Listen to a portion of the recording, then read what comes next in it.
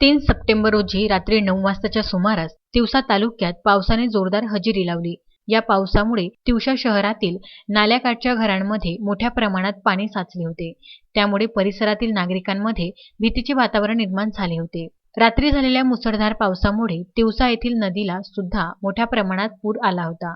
या पुरामुळे लहान मोठ्या नाल्यातील पाणी तुंबून नाल्याच्या काठावरील घरांमध्ये पाणी शिरले.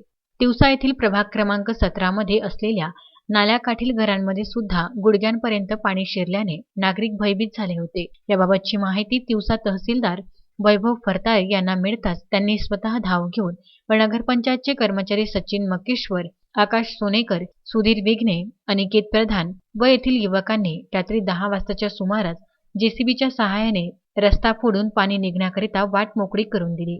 वेळीच मदत कार्य राबवल्याने त्यांचे परिसरातील नागरिकांनी आभार मानले. रामचंद्र मुंदाने, विदर्भ न्यूज, तिवसा.